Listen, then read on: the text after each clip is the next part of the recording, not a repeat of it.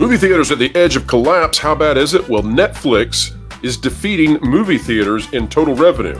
Not streaming, not all streaming companies out there, just Netflix. Netflix owning the theaters, and it gets far worse when you dive into the numbers. Nobody wants to talk about theaters at the edge of collapse. The mainstream doesn't, but we will, because we believe in explaining entertainment and keeping you ahead of that culture curve.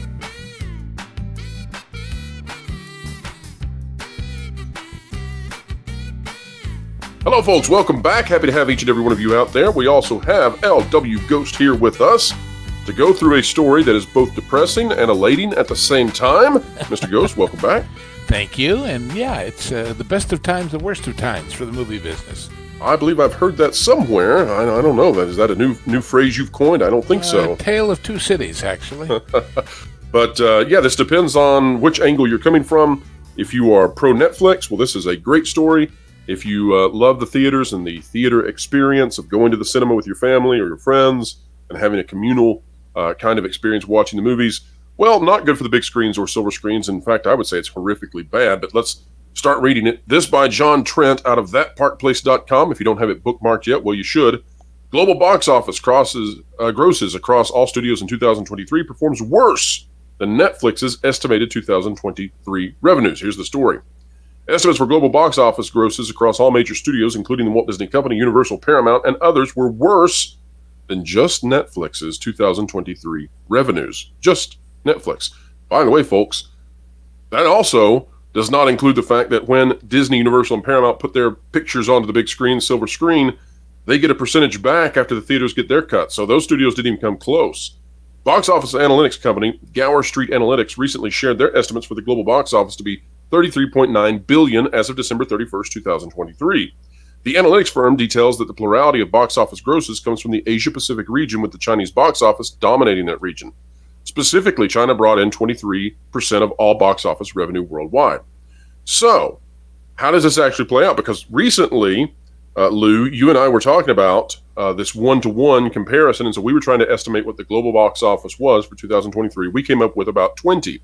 Turns out that it's about 26 if you remove China from the mix. And we'll scroll down here and show you that China was 23% of the total global box office. We're going to talk about that in a moment because it's really, really important.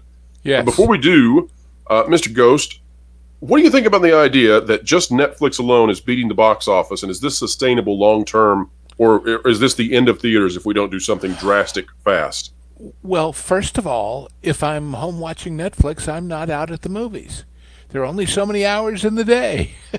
Right. These are direct competitors to some degree. Exactly. To a large degree. You know, my basic axiom about what all entertainment, whether it's books or magazines or movies or TV shows or anything, is we sell attention span.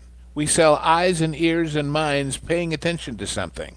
And whether that's sold through tickets at a box office or whether that's sold through advertising or through membership, it's all entertainment. So they're competitors for your attention first. And secondly, they're making a hell of a lot more money at it with a lot less expense or risk, because very, very little of what they do is their own production. I found it interesting. I just, for curiosity's sake, went and looked at as some people here know, I vote on a lot of the awards, and therefore I get invited to do what are called screeners, which is taking a look at the movies for free at home, either by disc, but mostly nowadays they're all links. The Netflix Film Awards screeners, you know how many movies? 4. 4 films total. Maestro, Naiad, Rustin, and May December. Interesting that 3 of those are biopics besides. But they've only got 4 movies that they bothered to put into theaters, largely as promotion for watching them on Netflix. Right, extremely limited releases. Because they have to be a certain number of days released before the end of the year to qualify to be eligible for the awards.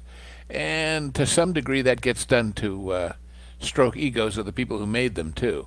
But still, it just shows you how very little original production they're doing compared to, for example, certainly the Disney Channel, but also Amazon, which is probably a more direct competitor in the sense that it's a a multifaceted streamer rather than just from one source. So obviously, they're in the business of getting your money as a membership. Where have we heard that problem about memberships before? Right. Well, one of the issues we've had with memberships is that it's the gateway in, and then there's no real consequence to creating bad content after you're in, so long as the membership is maintained. So it's Right. a really anti-consumer to some degree. Well, it's a paradox, right? Because it's pro-consumer in the idea that you pay a small fee and then you get access to a lot. It's anti-consumer in the fact that once you get in and you get a lot, the vast majority of the lot is probably poor. Netflix may be the exception, though, Lou, because Netflix seems to be doing so well in terms of membership. Surely they must be doing something right, whereas these other streamers have clearly missed the boat. When you look at Disney, for example, they don't put out content that enthralls the masses. More importantly, they're very, very narrowcast as far as the stuff they emphasize. That they said, well, we'll get people to come because A, we'll have the whole Disney catalog, and B, we've got Star Wars and Indiana Jones and all these things that we own. Well, if you make bad Star Wars, people not only say, why did I bother to come here for this? They might just turn off the membership. We were comparing it to the biggest movie in the world, Ho Ho, and saying if people didn't like it, they were unlikely to drop their entire Netflix membership over that fact. But we're seeing that happen, I think, with a lot of Disney stuff. Right, and that most popular, the biggest ever movie in the world that Zack Snyder claimed. Every time I do a video that even features the name Rebel Moon in it, you can cut the viewership in 3/4. That's how popular Rebel Moon is. Nobody cares about that film. Yeah. And yet we must cover it at times because we cover entertainment, and we do rejecting so it with is regard not to rejecting truth. Netflix at large. Is my point. You're Correct. not Yes, losing memberships absolutely. over having it. No, and I think that further solidifies the point, because the theaters, they have to have good stuff, right? They have to have good stuff to get you to come out to their brick and mortar to enter in, to buy the popcorn, to buy the drink, whereas with these streaming services, they've got you inside the door already digitally, and as long as you consume something every so often enough to keep you on that membership, they're happy. And so that's why I think too, children's entertainment is so important to them, because it keeps your child locked in, and you're not gonna make the child cry, surely. Yes, but there's even more to it as far as the theaters are concerned, and that is this: with the rise of the multiplex, there have been times. I mean, I remember way back when I used to go to Tower Records on the Sunset Strip.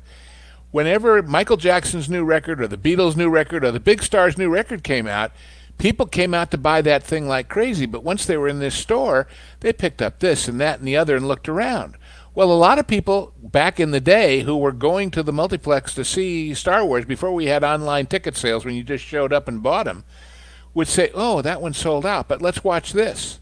Right, oh, yep. Well, that's interesting. And, of course, the biggest advertisement for movies, in spite of what used to be in newspapers and everything else, was always the trailer for the coming attractions or what was playing in the other house of the 12 or 14 cinemas. Well, if you haven't got the big hit to get people into the proximity of being exposed to that, they'll never know about these other movies if they exist. And, of course, this year, not many are going to exist at all. Now, Lou, you and I discussed earlier this year that 2023 had been a bust for the box office. That's still totally true. A terrible year for the box office. It's being painted differently by Gower because they're including China. This is the point I think folks really, really need to take home. You and I had estimated that the global box office likely did not top 20 billion. It's full-on video. You and I were wrong. It landed at 26 billion if you remove China. And we're going to talk about why you should remove China in just a moment. Right. But what do you make of the idea, if we look at that total pie chart, domestic is now just 27%. That's 1-to-1 with just Europe, Middle East, and Asia alone, not accounting for Latin America, not accounting for the Southeast Pacific, not excluding China. That's a very low number domestic. What do you make of that if the U.S. becomes, gosh, I don't know, 1/3 of the total market? Well, of course, that is largely a measure of how the U.S. market collapsed this year. As far as the comparison between the two, it's always been the rule of thumb that whatever you make in the U.S., you make again in the rest of the world. But if you can't get people to go at all, if you have these flop after flop after flop, they may tell you, well, it's the biggest movie that ever did this, but and then if they do show up and they do kick into this box office, if it's not enough to pay the freight, let alone make a profit because of how much you spent, we got trouble in River City. Now, the 23% that goes to China, this is why we take some exception with the way this is played out in these statistics. And this is why we're not totally wrong in what we reported before. We're underneath what the total box office was for, globally. That said, we're not buying into Gower's number, which is north of 30 billion big time. Right. And the reason that we're not buying into it is because I believe, and Lou, I would love to hear your take on this. I don't think you can really count China as the global box office, because I think that China is walled off. China is its own box office. It's not part of the global box office. It decides which movies are going to get played in its market. It chooses and picks favorites based on what it wants to have done. It may even involve consumer choices where they're trying to decide what will raise their social credit score based on what they go see. The whole thing is rigged. And so I really don't like including China when the whole thing is rigged for their stuff. And I'll give you one, I want to get your take. One example I'll say is, look at Godzilla -1 in the U.S., right? Yeah. That exploded out of Japan. It's in subtitles. It's totally in Japanese. But the quality of the film was such that the U.S. market embraced it. That's not really allowed in China because the government picks which films can be played over there, and they kind of use that as a bargaining chip and as a sledgehammer with the studios. Or which version of the film. Yes, yeah. When they censor the movie just for China, then you can't compare it to anywhere else because it's not the same movie. And to draw a parallel, in the video game industry, Lou, China had such strict standards that it was destroying the entire video game industry. And so China passed a new law that forbids children from basically playing video games. I mean, they can play them for 15, 30 minutes a day. That's it. And what that did then was it tanked the biggest video game company in China, Tencent. And that has allowed the international video game companies to again start making games that are mature and feature mature themes, not to say that they're grotesque or beyond what they should be, but simply to say that they were able to tackle more nuanced positions, and they didn't have to kowtow to China. And so that redeemed the video game industry. We've seen a resurgence. In a way, hopefully the same is true in movies. But in a way, movies or the video games, it's a microcosm of the mistaken estimate of the Chinese market that everybody made in every area. When the Chinese said, well, we're going to have kind of a quasi-capitalist communist thing where we're going to loosen up some of the rules and you can sell your widgets here where you never could before. Everybody said, oh my God, how many billion people can suddenly buy my toys, my movies, my refrigerators, my whatever? But they didn't figure on the fact that it wasn't really a free market. It wasn't really a free choice. And on top of that, the Chinese economy is going to hell in a handbasket because they're having massive unemployment. And they're having serious trouble. A lot of their bluster is just that. And to get your content into China, if you're going to have that content be the same as elsewhere, then you have to placate the government censors. And then by doing so, you destroy the interest in the movie because guess what? Communists don't create great things in terms of creativity. And so to get past them with all of the censorship, well, the rest of the world looks at it and goes, this is bland and stupid and propagandistic, and then they don't enjoy it. Well, let's finish out this article, though. It's a great one, and folks, make sure you go read the whole thing. We can't read it all today, but the firm's analysis specifically noted that of the $33.9 billion of worldwide grosses that the domestic market, which includes the United States and Canada, brought in, was $9.07 billion. Next, China brought in an estimated $7.71 billion. All other international markets combined delivered an estimated $17.17 billion. It also bears noting, folks, that of that $7.71 billion for China, if you are a foreign studio, a foreign distributor coming into China, so you're not Chinese, you're coming into China, you're taking out about 18% is what we believe in 2023. About 18% of the revenues actually go back to those countries. Yeah. And so, of note, this is fantastic. Of note, the Chinese box office. And just so people can compare, domestically, you're getting 45%. Yes. Of note, the Chinese box office was not kind to American-produced films. Looking at the numbers, much of the estimated 7.71 billion comes from Chinese films sold to Chinese audiences. Now, I'm not a Chinese speaker, and so I'm not going to attempt to read these folks, but you can see them.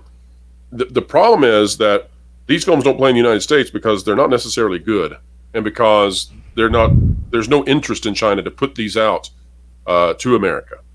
And yet, America, when it tries to put in films into China, has to fight with the government censors to do so. Now, all of that said, perhaps the big story here is that Netflix is now so dominating that Netflix alone is bigger than the entire global box office, even if you include China.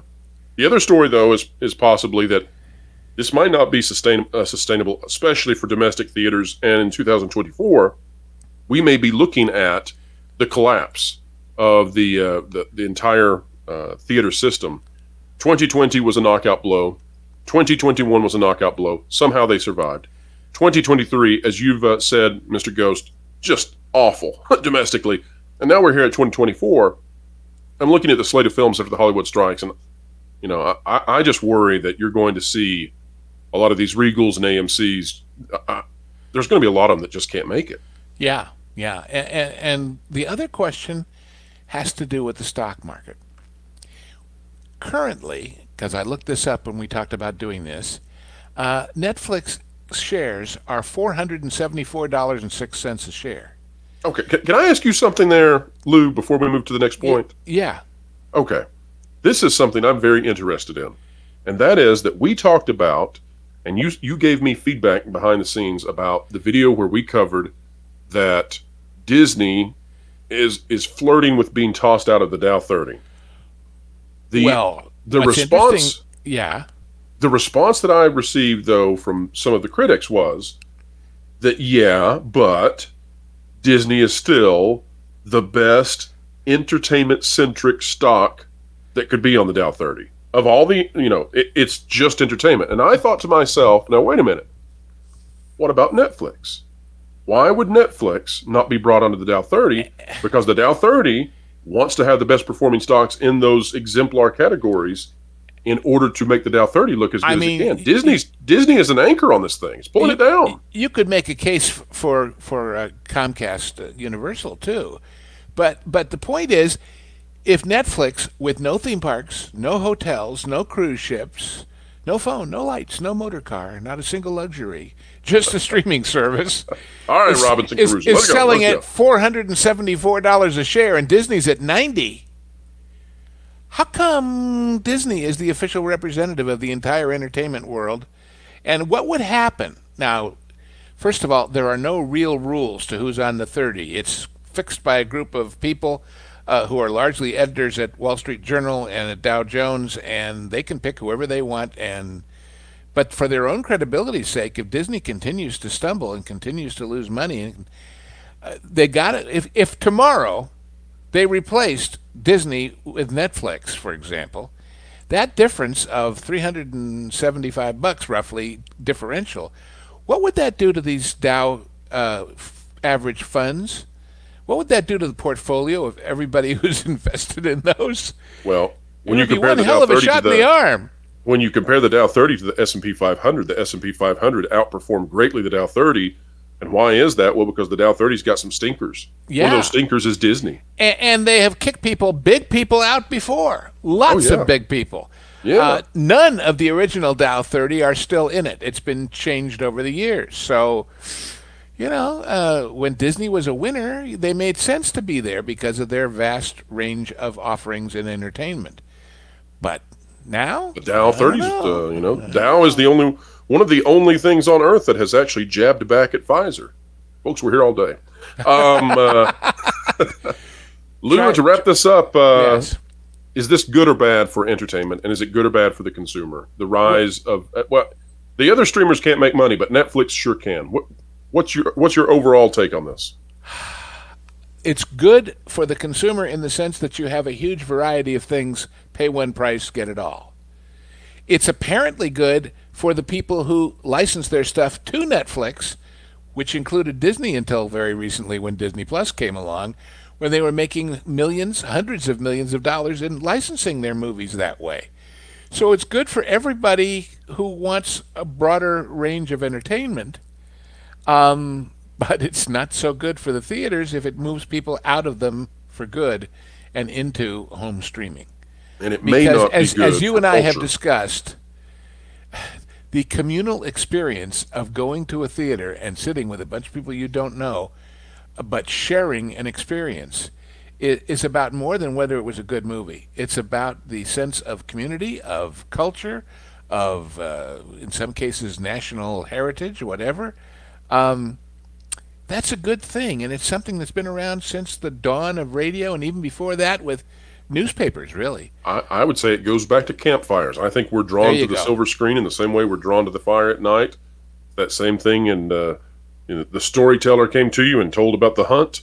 I think we're still doing that today, and I think having people do that in their homes, alone, often in their den or their basement, probably not as healthy for society, but we'll see. And when you describe that, of course, what comes to mind is the opening scene of Spaceship Earth.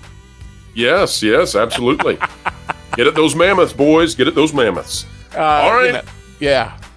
Well, folks, it's been a great conversation. We hope you enjoyed it as well. If you did, consider clicking the like button, share, subscribe. When you click it, you stick it to the algorithms. It's the notification bell. Drop a comment down below. Let us know your thoughts. And folks, be kind. We thought it was a 1-to-1, just like always. And no, the domestic box office fell off greatly. That's why if you take out China, which I think is appropriate, $26 billion about is the global box office, and still not good. Not good at all, especially domestically. But folks, let us know your thoughts. What do you think about Netflix dominating the box office? What do you think about non-Netflix streaming platforms seemingly not making money? Folks, wherever you are and whatever you're doing, keep learning, keep growing, and keep having fun. Clickbait. Fraud. Drama queen. Ugh. I wish there was a channel that was 5 to 6 minute news reads without the drama, frauds, and clickbait that could accurately let me know the current news, providing my crucial context utilizing all the different That Park Place contributors and creators. Well, stupid. There is. It's the That Park Place YouTube channel, which will be going live real soon, so make sure you're subscribed, so you can really stick it to the algorithms. You're joking. Nope.